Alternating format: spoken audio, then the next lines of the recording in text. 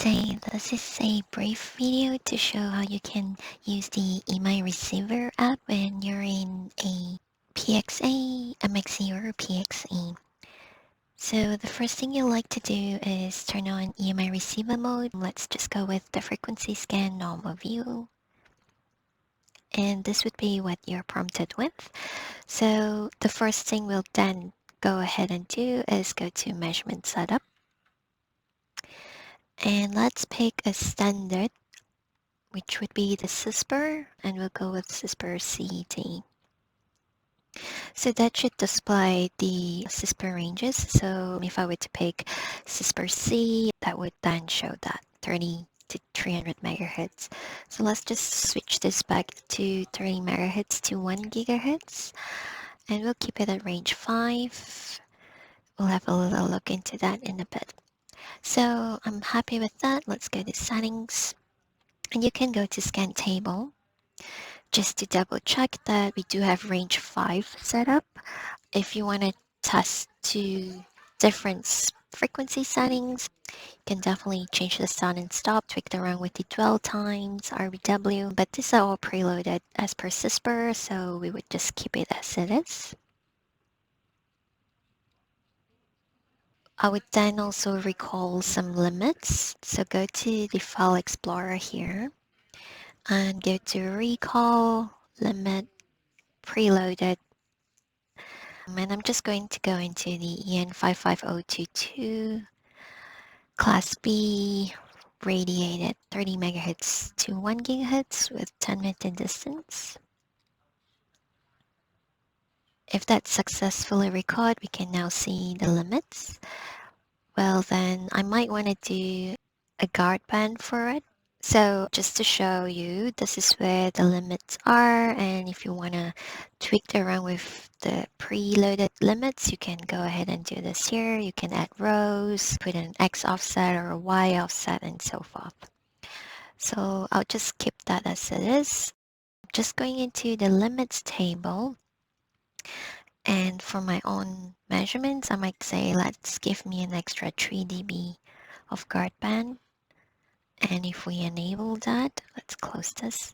You can now see there's a dotted line just underneath the limits, so that I might want to make sure that my units are passing this line to ensure that it will pass when we do send it for compliance testing.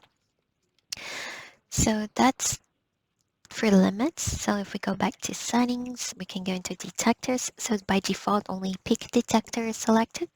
We can go ahead and turn on both quasi and EMI average. Now that would now popped up there. Oops, that was a mistake. So under this, if it doesn't need to tweak around, you can go ahead and do that as well. I will just keep it as it is. Now we should be ready to do a quick sweep. So we can do a scan, or we could just go ahead and start a sequence of scanning, searching, and measure. So let's do that. So as nothing is filling, it's showing that's passed. Nothing would be prompted. So I would very quickly now turn on a signal just to get this to prompt with some fail points. So I've now turned on a signal. Let's do a scan again. Scan, search, and measure. It should now show a 400 megahertz signal, and that has been prompted into the signal list.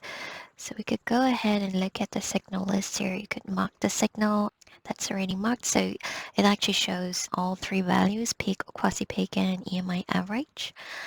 At this point now, we might want to do some troubleshooting. So if we hit back here, we can just go ahead and do a remeasure to check if the signal is still there. And yes, we still have that signal there. You might want to zoom into the trace. So if we go into the scan, you can do a signal zoom. Because it's clipped, it will just show you that little bits around that signal that we have. So if I just completely zoom this out, that's great. So if we go into global and turn all this on, we can then go into the swap as a spectrum mode to just have a look at it. And this is where it'll copy over the same ranges. And you'll be able to see where that signal is. So if we go to markers and do a peak search,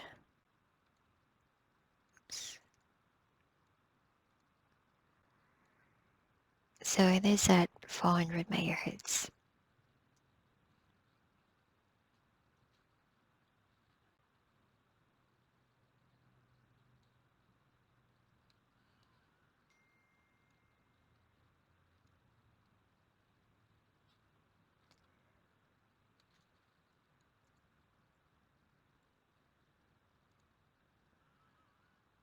So I like to just go back into EMI receiver mode. And that pretty much sums up what you can do. I'll just like to show how you can also change the unit. So if we go into amplitude, this is where the y-axis units are, and these are the few default units that you could select. In the event that you need to change this to dB PT, you would then have to recall a correction file first. If we go to File Explorer,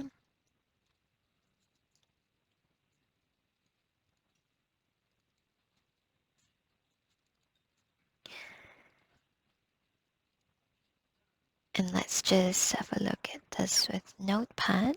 So you will have to place this user-defined amplitude correction under this folder. Now, you would note that under unit, you would change that to dBpt. This is a correction file that I created.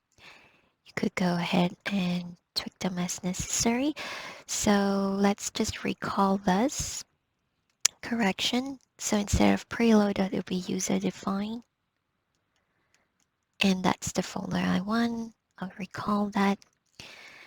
And with that unit declared, it will automatically show the values that you have. So now on the y-axis unit, it would say that it's under dBpt, which is user-defined. Okay, so that's all I have. Thanks for watching.